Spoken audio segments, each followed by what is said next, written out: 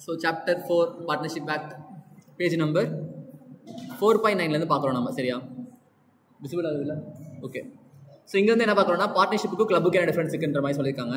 பார்ட்னர்ஷிப்பில் வந்து எதுக்கு எந்த மோட்டிவ் என்ன டு ஏர்ன் ப்ராஃபிட்டா.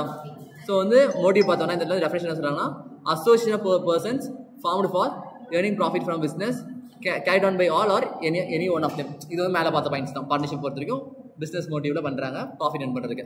கிளப்பை பொறுத்த வரைக்கும் என்னன்னா அதே மாதிரி தான் அசோசியேஷன் பர்சன் வந்து எதுக்கு ஃபார்ம் பண்ணியிருக்காங்க அப்படின்னு பார்த்தோன்னா வந்து ப்ராஃபிட் வந்து அவங்களோட மோட்டிவ் கிடையாது.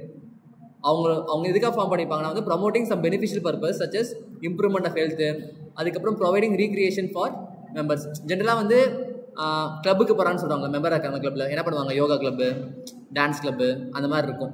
அது வந்து ஏர்ன் பண்ணுறதுக்காக கிடையாது, அவங்களுக்குள்ள வந்து ஒரு கல்ச்சர் டெவலப் பண்ணுறதுக்காக, ஒரு சர்வீஸ் பண்ணுறதுக்காக அந்த மாதிரி இருக்கும். ஓகேவா, அதாவது கிளப்புக்கும் பார்ட்னர்ஷிப்புக்கும் டிஃப்ரென்ஸ்ன்ற மாதிரி சொல்கிறாங்க. ஓகே, செகண்ட் என்னென்னு பார்த்தோன்னா the person farming a partnership are called partners, அதுக்கப்புறம் வந்து ஏஜென்ட்ஸ். ஓகே, ஆனால் வந்து அந்த பக்கம் பார்த்தோன்னா வந்து அவங்க கிளப்பை பொறுத்த வரைக்கும் அழக பர்சன்ஸ் எல்லாருமே வந்து மெம்பர்ஸ் நாட் ஏஜென்ட்ஸ்ன்ற மாதிரி சொல்கிறாங்க. நெக்ஸ்ட் வந்து பார்த்தோன்னா வந்து பார்ட்னர்ஸுக்கு அதில் இருக்க ப்ராப்பர்ட்டி மேலே இன்ட்ரெஸ்ட் இருக்கும். பிஸ்னஸில் இருக்க ப்ராப்பர்ட்டி மேலே பார்ட்னர்ஸ்க்கு உரிமை இருக்கும், இன்ட்ரெஸ்ட் இருக்கும். ஆனால் வந்து மெம்பர்ஸ்க்கு வந்து பார்த்தோன்னா கிளப்பில் இருக்க ப்ராப்பர்ட்டி மேலாம் எந்த ஒரு no interest in the property of the club. Next வந்து ரெசல்யூஷன் பற்றி பேசுகிறாங்க. ஒருவேளை வந்து பார்ட்னர் வந்து இறந்துட்டாரு இல்லை வெளியே போகிறாரு அப்படின்னா பார்ட்னர்ஷிப் வந்து எண்ட் ஆயிரும், முடிஞ்சிடும். ஆனால் அந்த கிளப்பை பொறுத்த வரைக்கும் மெம்பர்ஸ் வருவாங்க, மெம்பர்ஸ் போவாங்க, கிளப் வாட்டு ரன் ஆகிட்டு தான் இருக்குன்ற மாதிரி சொல்கிறாங்க. அவ்வளோதான் மேட்ரு, வேறு எதுவும் பெருசாக கிடையாது. ஓகே, நெக்ஸ்ட் வந்து பார்ட்னர்ஷிப் விசஸ் ஹெச்யூஎஃப். ஓகே, இங்கே என்ன சொல்கிறாங்கன்னா வந்து மோட் ஆஃப் கிரியேஷனில் வந்து பண்ணாங்கன்னா அக்ரிமெண்ட் பேசிஸில் கிரியேட் ஆகுது. பட் ஹெச்யூஎஃப்ல பார்த்தோன்னா அந்த ஃபேமிலியில் வந்து பிறந்தாலே மெம்பர் ஆயிடுவோம். இதெல்லாம் படிச்சிருக்கீங்க தானே 12th. So creation by birth in the family. அதுக்கப்புறம் டெத் ஆஃப் மெம்பர் பார்த்தோன்னா பார்ட்னர்ஷிப்பில் வந்து ரெசல்யூஷனுக்கு வந்து ரீசனாக வரலாம். ஆனால் வந்து டெத் ஆஃப் மெம்பர் வந்து பார்த்தோன்னா ஹெச்யூஎஃப்ல does not give rise to resolution of the business. ஓகேவா, ஹெச்யூஎஃப் வந்து யாராச்சும் இருந்தாங்கன்னா பிஸ்னஸ் க்ளோஸ் பண்ண தேவையில்ல. ஆனால் பார்ட்னர்ஷிப் இருந்தாங்கன்னா மேபி வந்து க்ளோஸ் பண்ணுற மாதிரி இருக்கும். மேனேஜ்மெண்ட் பார்த்தோம்னா எல்லா பார்ட்னர்ஸுமே வந்து ஈக்குவலாக மேனேஜ்மெண்ட்டுக்கு ரெஸ்பான்சிபிள், அக்ரிமெண்ட்டில் வந்து ஸ்பெசிஃபிக்காக ப்ரொவைட் பண்ணல அப்படின்னா. ஆனால் இங்கே வந்து பார்த்தோன்னா right of management joint family business generally பெஸ்ட் வித் கரெக்டாக இங்கே வந்து கரெக்டான இருப்பாங்கல்ல, அவங்க தான் வந்து மேக்ஸிமம் மேனேஜ் பண்ணுற மாதிரி இருக்கும். இது எல்லாருமே வந்து அவங்க சொல்கிறத ஒபே பண்ணுற மாதிரி இருக்கும். அதுக்கப்புறம் என்ன சொல்கிறாங்க, authority to bind every partners can by his act bind the firm. So வந்து ஒரு பார்ட்னர் பண்ணுற ஆக்டிவிட்டி மீதி பார்ட்னர்ஸ்க்கும் ரெஸ்பான்சிபிள். கரெக்டாக அதான பார்ட்னர்ஷிப்பில் பார்த்தோம்.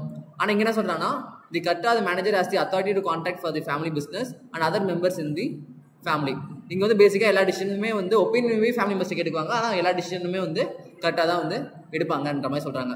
லைபிலிட்டி பார்த்தோன்னா இந்த partnership the liability of the partnership is unlimited. இங்கே வந்து பார்ட்னர்ஷிப்பில் லைபிலிட்டி அன்லிமிட்டடாக இருக்குது. ஹெச்எஃப்ல வந்து பார்த்தோன்னா ஒன்லி லைபிலிட்டி ஆஃப் கரெக்டாக is unlimited and other co partners are liable only to the extent of the share in the profit of the family business. So வந்து பிஸ்னஸ் பண்ணுறாரு லாஸ் ஆயிடுச்சு அப்படின்னா கரெக்டாக வந்து ஒரு ஃபேமிலி ப்ராப்பர்ட்டிலாம் விற்று பே பண்ணணும். ஆனால் அந்த கோபார்சஸ் சொல்கிறாங்கல்ல, மெம்பர்ஸ் இருக்காங்கல்ல, அவங்க வந்து எந்த அளவுக்கு அவங்க எந்த அளவுக்கு வந்து ப்ராஃபிட்டில் ஷேர் எடுத்துருக்காங்களோ அந்த அளவுக்கு லாஸ்ட்லேயும் அவங்க வந்து ஷேர் எடுத்துக்குவாங்க. அன்லிமிட்டட் கிடையாது, கரெக்டாக மட்டும் தான் வந்து அன்லிமிட்டட். ஓகே, அதுக்கப்புறம் calling for accounts on closure. A partner can bring a suit against the firm for accounts provided he also seek the resolution of the firm. On the separation of the joint family, a member is not entitled to ask for account of the family business. So வந்து partnership அக்ரிமெண்ட்டில் வந்து close பண்ணிட்டு போகிறாங்க அப்படின்னா ஒரு partner வந்து இன்னொரு பார்ட்னர்கிட்ட வந்து இதுக்கு என்ன வரசல் நடந்துச்சு அப்படின்ற கணக்கு வந்து கேட்டு வாங்கி பார்த்துக்க முடியும். ஆனால் ஹெச்யூஎஃப்ல அந்த மாதிரிலாம் பண்ண முடியாது. ஒரு லைக் மெம்பர் வந்து கரெக்டாக போய் நீ என்ன பண்ண ஏது பண்ணன்ற மாதிரி கொஸ்டின் அரைஸ் பண்ணி அக்கௌண்ட்ஸ்லாம் கொடுங்க அப்படின்றத கேட்கறதுக்குலாம் ரைட்ஸ் கிடையாதுன்ற மாதிரி சொல்கிறாங்க. அதுக்கப்புறம் லா படி என்ன சொல்கிறாங்கன்னா பார்ட்னர்ஷிப் வந்து பார்ட்னர்ஷிப் ஆக்ட் கீழே வந்திருக்கு 1932. ஹெச்எஃப் வந்து பார்த்தோன்னா பை ஹிந்து லான்ற மாதிரி சொல்கிறாங்க. அப்புறம் minor capacity in partnership minor cannot become a partner though he can be admitted to the benefits of the partnership only with the consent of all the partners. So வந்து பார்ட்னர்ஷிப்பில் minus admit பண்ண முடியாது, ஆனால் பெனிஃபிட்ஸ்க்கு மட்டும் எல்லா பார்ட்னர்ஸோட கன்சென்ட்டில் admit பண்ணிக்கலாம் அப்படின்றது பார்ட்னர்ஷிப்பில் சொல்கிறாங்க. ஆனால் வந்து ஹெச்எஃப் என்ன சொல்கிறாங்க, Hindu undivided family business a minor become a member of the ancestral business by the incidence of birth. He does not have to wait for attaining majority. So வந்து ஹெச்எஃப்ல வந்து அவன் பிறந்தாலே வந்து அதில் மெம்பர் தான், உள்ள ஜாயின் ஆகிட்டோன்னு அர்த்தம். அவனுக்கு வந்து மேஜர் ஆகணும் மைனராக இருக்கான் அப்படின்றவன் எந்த ரெஸ்ட்ரிக்ஷன் கிடையாது. ஒன்ஸ் அவன் பிறந்துட்டாலே அதில் வந்து பிஸ்னஸ்க்குலாம் இன்க்ளூட் ஆன மாதிரி. ஆனால் பார்ட்னர்ஷிப்பில் மைனர் வந்து அட்மிட் பண்ண மாட்டாங்க. ஒரு வேளை அக்ரிமெண்ட்டில் பார்ட்னர்ஸ்லாம் ப்ரொவைட் பண்ணுறாங்கன்னா பெனிஃபிட்ஸ்க்காக மட்டும் மைனர் வந்து அலோவ் பண்ணுவாங்க உள்ள. அதுக்கப்புறம் கண்டினியூட்டி பற்றி பேசுகிறாங்க. A firm subject to contact between the partners get dissolve by death or insolvency of a partner. A firm subject to contract between the partners get dissolved by death or insolvency of partner. ஒருவேளை வந்து ஏதோ பண்ண இறந்துட்டாரு இல்லை வந்து insolvent ஆயிட்டாங்க அப்படின்னா பிஸ்னஸோட continuity முடிஞ்சிச்சு. ஆனால் வந்து a joint in the family has the continuity till it is divided. The status of joint in the family is not thereby affected by the death of the member. So but HUFல வந்து இறந்தாங்கன்னா அது வந்து எந்த ஒரு பிஸ்னஸோட continuity affect பண்ணாது. வேற யார் இருக்காங்க, வேற யார் சீனியராக இருக்காங்களோ அவங்க வந்து டேக் ஓவர் பண்ணி நடத்திட்டு போய்க்குவாங்க. அன்லெஸ் அவங்க வந்து HUF ஃபேமிலி வந்து டிவைட் பண்ணிக்கல அப்படின்னா, இறந்துட்டாங்க இதுக்கப்புறம் வந்து இவருக்கு நான் ஒர்க் பண்ண மாட்டேன், நீ ஃபஸ்ட்டு வந்து HUF டிவைட் பண்ணுன்னு சொல்லிட்டு ஒரு பிரச்சனை பண்ணுறாங்கன்னா அப்போ முடிஞ்சு கண்டினியூட்டி முடிஞ்சு. அதுக்கப்புறம் ஃபேமிலி டிவைட் ஆகி ஃபர்தராக அவங்க பிஸ்னஸ் பண்ணிருப்பாங்க. ஒருவேளை அந்த மாதிரி டிவிஷனில் இது பண்ணல அப்படின்னா அடுத்து யார் சீனியராக இருக்காங்களோ அவங்க வந்து அந்த பொசிஷன் எடுத்து பார்த்துக்குவாங்க. அதுக்கப்புறம் நம்பர் ஆஃப் மெம்பர்ஸ் உங்களுக்கே தெரியும், பார்ட்னர்ஷிப்பில் 50 பேர் மேக்ஸிமம். HUFல வந்து பார்த்தோன்னா அன்லிமிட்டட், வீட்டில் வந்து 1000 பேர் பிறந்தாலும் 1000 பேருமே மெம்பர் ஆயிடுவாங்க. ஓகே. அதுக்கப்புறம் ஷேர் இன் தி பிஸ்னஸ். இந்த partnership each partner has defined share by virtue of an agreement. பார்ட்னர்ஷிப்பில் வந்து எல்லா மெம்பர்ஸுக்குமே வந்து எல்லா பார்ட்னர்ஸுக்குமே வந்து பார்த்தோன்னா அக்ரிமெண்ட்டில் சொல்கிற மாதிரி ஷேர் இருக்குது. அந்த பேசிஸில் வந்து ப்ராஃபிட் பிடிச்சிக்குவாங்க. ஆனால் in HUF no co-partners has definite share. His interest is fluctuating one. It is capable of being enlarged by death in the family, diminished by births in the family. So ஆக்சுவலாக இந்த HUF பொறுத்த வரைக்கும் டெஃபினட்டாக இவங்களுக்கு இவ்வளோ ஷேர்ன்ற மாதிரி கணக்கு கிடையாது. அவங்க பண்ணுற வேலையை பொறுத்து ஷேர். சேம் டைம் வந்து அவங்க எத்தனை பேர் ஃபேமிலி மெம்பர்ஸ் இருக்காங்களோ அத்தனை நிறையா ஸ்ப்ளிட் ஆகிக்கும். சொத்து பிரிக்கிறாங்கல்ல, இன்னும் 10 சென்ட் இருந்தாலுமே அது 10 குழந்தைங்க இருந்தாங்கன்னா 10 பேருக்கு பிரித்து கொடுக்கணும். 10 சென்ட் இருக்காங்க, 2 பேர் தான் இருக்காங்கன்னா 2 பேருக்கு பிரித்து கொடுத்தா போதும். ஸோ வந்து மாறும்ல, டிஃப்ரென்ஸ் மாறும்ல. ஸோ அதான் சொல்கிறாங்க, பார்ட்னர்ஷிப்பில் அக்ரிமெண்ட்டில் சொல்கிற மாதிரி ஷேரில் பிரிச்சுக்குவாங்க. பட் ஆனால் HUFல அந்த மாதிரி கிடையாதுன்றது அவங்க சொல்கிறாங்க. நெக்ஸ்ட் வந்து பார்த்தோன்னா partnership is co ownership or joint ownership. Co ownership joint ownership already பார்த்தோமா, எங்கே பார்த்தோம்? கோ ஓனர்ஷிப் எங்கேயாச்சும் பார்த்தோமா இதுக்கு முன்னாடி? எங்கே பார்த்தோம்? பார்க்கல, அங்கே பார்க்கல. வேற எங்கே பார்த்தோம்? கோ ஓனர்ஷிப் கிளாஸ் இருக்கிறப்ப நம்ம ஒரு பக்கம் யூஸ் பண்ணோம். கோ ஓனர்ஷிப் எதுக்கு கோ ஓனர்ஷிப் இதான் கிளாஸ் கவனிச்ச லட்சணமா?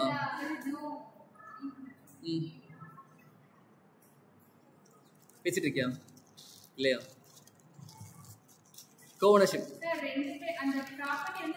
அவ்வளோதான். ப்ராப்பர்ட்டி பார்த்துட்டு இருந்தோம், கோ ஓனர்ஷிப் பார்த்தோமா? 2 பேர் இருக்காங்க, கோ ஓனர்ஸ். அதான் ஆன்சர் வந்துருச்சு இல்லை, அவ்வளோதானே. அப்புறம் என்ன?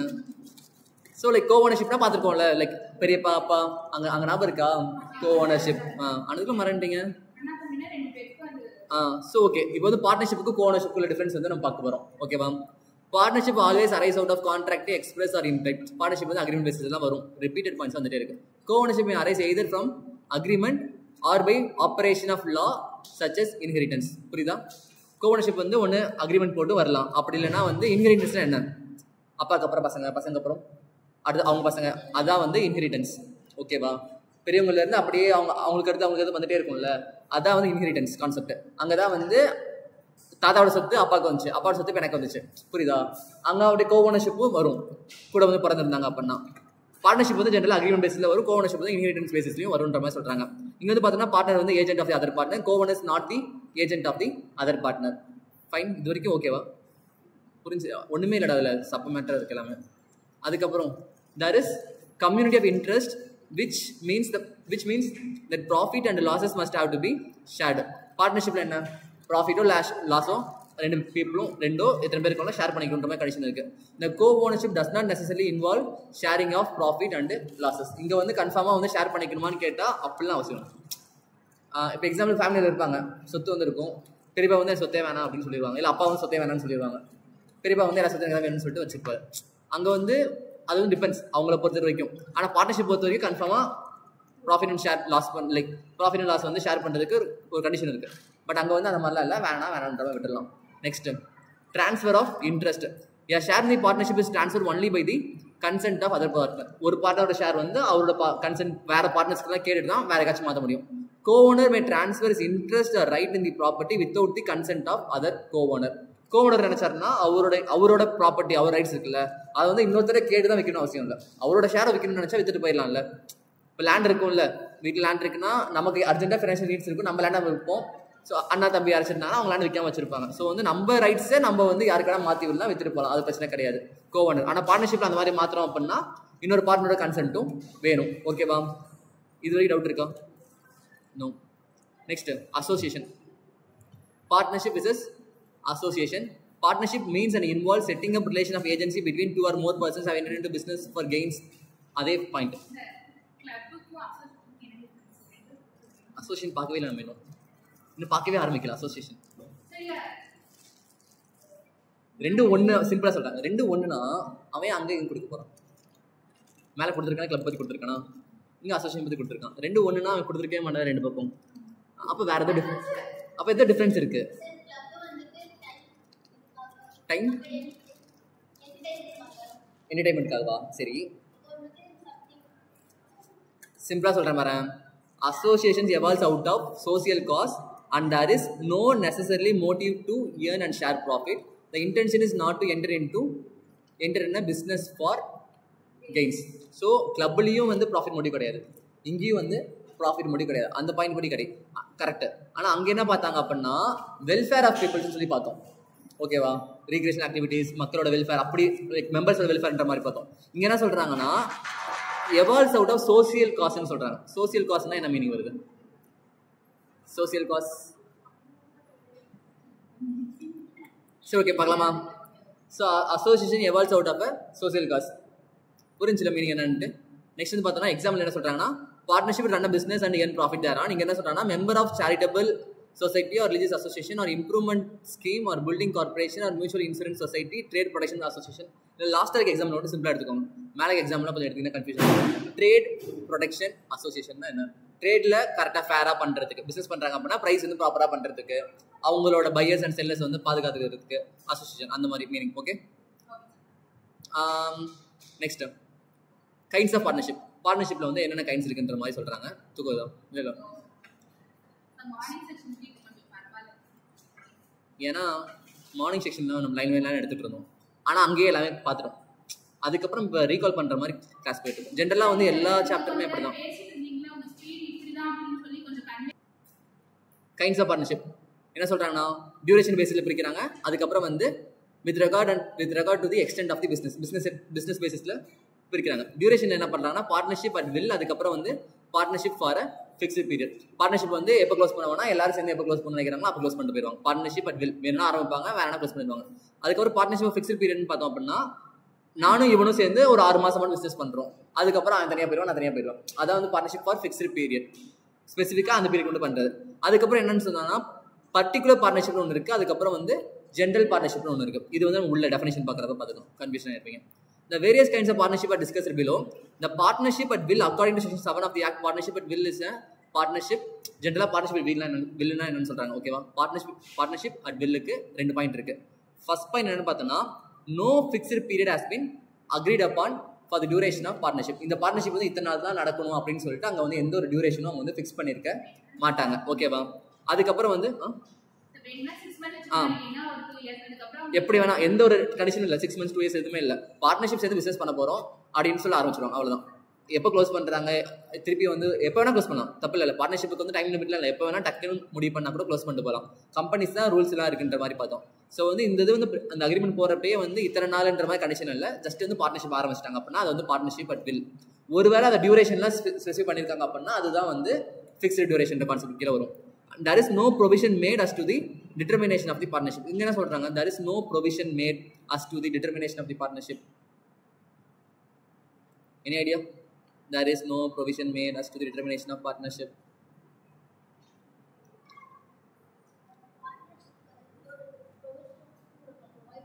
Provisions?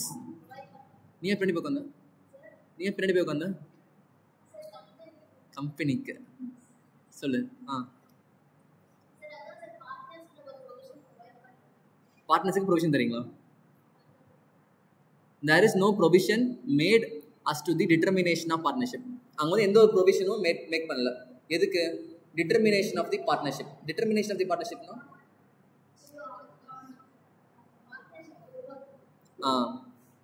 இந்த பார்ட்னர்ஷிப் வந்து இதுக்கு தான் அப்படின்னு சொல்லிட்டு அவங்க எதுவுமே ஃபிக்ஸ் பண்ணல. இதை பீரியட்னு சொல்றது, இதை பீரியட்னு சொன்னாங்கன்னா அது வந்து பார்ட்னர்ஷிப் ஃபார் ஃபிக்ஸ்ட் டியூரேஷன்ற மாதிரி வரும். இந்த பார்ட்னர்ஷிப் வந்து இந்த பர்பஸ்க்காக, எக்ஸாம்பிளுக்கு இந்த பில்டிங் முடிக்கிற வரைக்கும் இந்த பார்ட்னர்ஷிப் அப்படின்னா மேபி பில்டிங் வந்து 6 மாதத்துலேயும் முடியலாம், 1 வருஷத்துலையும் முடியலாம், 2 வருஷத்துலையும் முடியலாம். ஆனால் அதுக்கப்புறம் முடிஞ்சிடும்ல, அப்போ வந்து டிஃபால்ட்டாக ஏதோ ஒரு ப்ரொவிஷன் அந்த இடத்துல இருக்கு.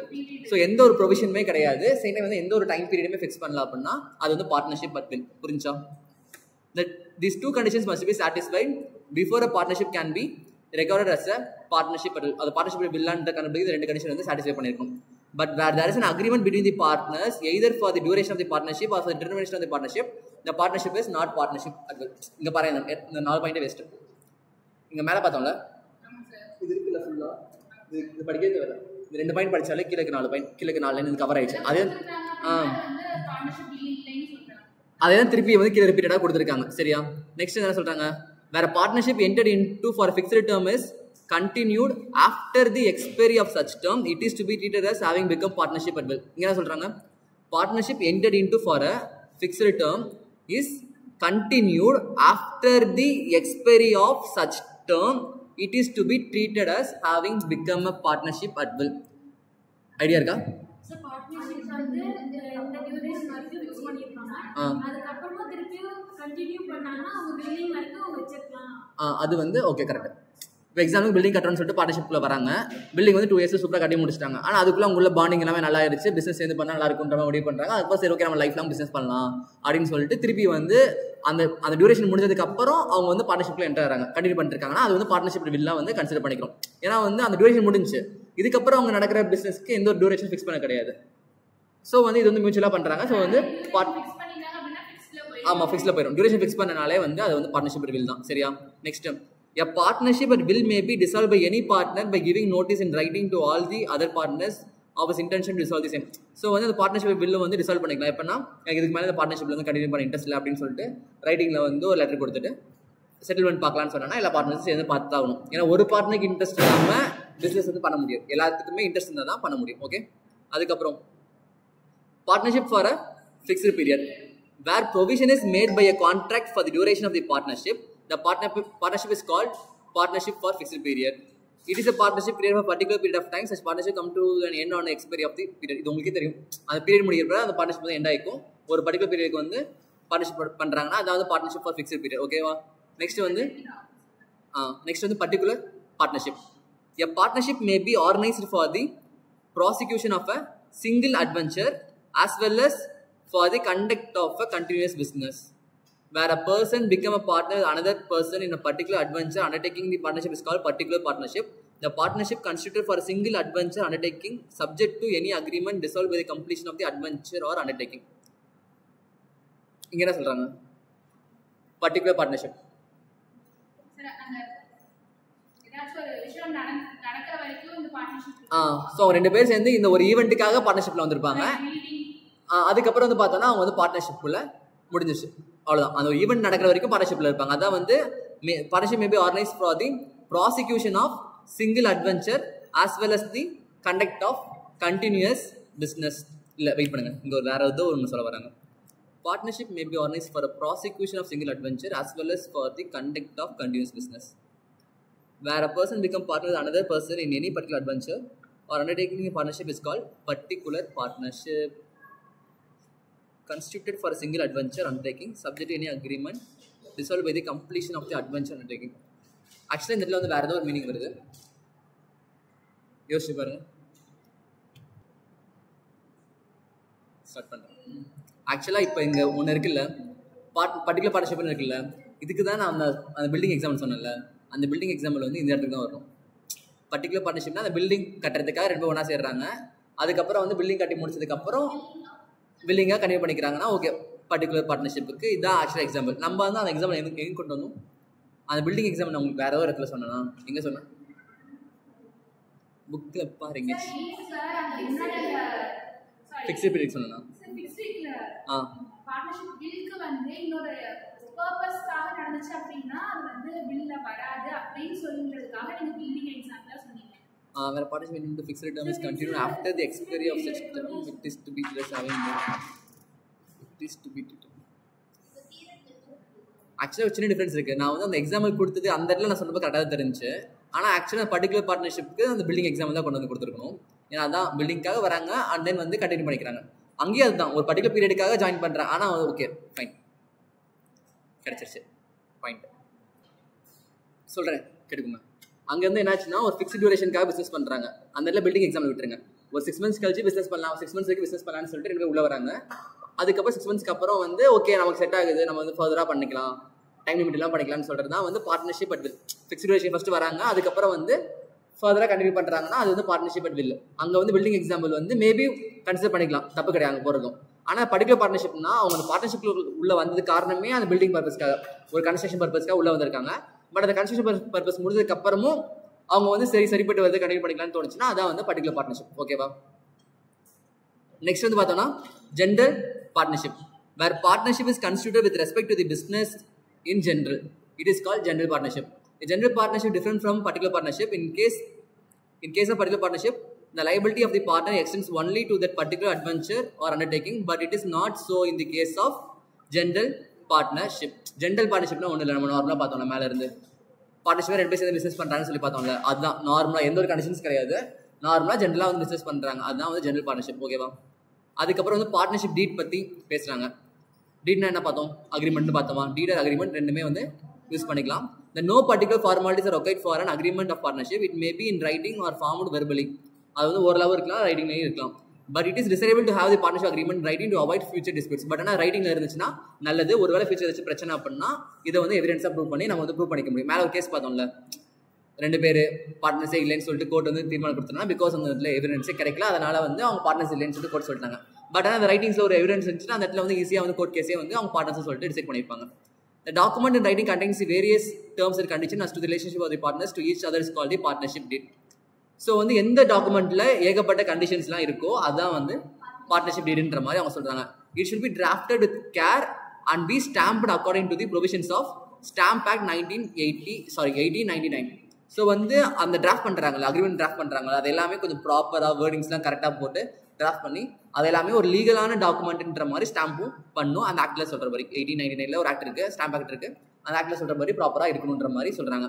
Where the partnership comprises immovable property, the instrument of partnership must be in writing, stamped and registered under the Registration Act. ஒருவேளை அந்த பார்ட்னர்ஷிப்பில் வந்து இம்மூவபிள் ப்ராப்பர்ட்டி வந்து உள்ளே இருக்குது, அதை பேஸ் பண்ணி பண்ணுறாங்க, இல்லை வந்து ப்ராப்பர்ட்டி வந்து இன்க்ளூட் ஆகிருக்கு அப்படின்னா அது எல்லாமே வந்து ப்ராப்பராக ரைட்டிங்ஸில் வந்து இருக்கணும், ப்ராப்பராக ரெஜிஸ்ட்ரேஷனும் வாங்கியிருக்கணும். ஸோ ஜென்ரலாக வந்து பார்ட்னர்ஷிப் டீட்டில் வந்து என்னென்ன கண்டென்ட் இருக்குன்னு பார்த்தோம் அப்படின்னா ஃபர்ஸ்ட் எடுத்தோன்னா வந்து ஃபேமோட நேம் என்ன, அதுக்கப்புறம் வந்து எல்லா பார்ட்னர்ஸோட பேர் என்ன, அதுக்கப்புறம் அவங்க எந்த பிஸ்னஸ் நேச்சரில் என்ன பிஸ்னஸ் நேச்சர், இப்போ எக்ஸாம்பிள் காட்டனா ஹோட்டலா அந்த மாதிரி பிஸ்னஸ் நேச்சர் என்ன, அதுக்கப்புறம் வந்து பிளேஸ் ஆஃப் பிஸ்னஸ், எப்போ ஆரம்பிக்கிறாங்க, எத்தனை நாளுக்காக பண்ணுறாங்க, டியூரேஷன் பற்றி பேசுகிறாங்க, அதுக்கப்புறம் அவங்களோட ப்ராஃபிட் ஷேரிங் ரேஷியோ, கேபிட்டல் எவ்வளோ போட்டிருக்காங்க, அதுக்கப்புறம் அட்மிஷன் அலோடா இல்லையா, ரிட்டையர்மெண்ட் அலோடா இல்லையா, அந்த மாதிரி அவங்க போடுற கேபிட்டலுக்கு முடிய போகுது, அவங்க போடுற கேபிட்டலுக்கு இன்ட்ரெஸ்ட் என்ன, அதுக்கப்புறம் பார்ட்னர்ஷிப் க்ளோஸ் பண்ணுறாங்க அப்படின்னா எந்த மாதிரி ரெசல்யூஷன் பண்ணி க்ளோஸ் பண்ணணும், பார்ட்னர்ஸுக்கு சேலரிலாம் இருக்கா இல்லையா, அதுக்கப்புறம் வந்து நார்மலாக இவ்வளோ தான் points. Okay, types of partners வந்து நெக்ஸ்ட் கிளாஸில் பார்க்கலாம்.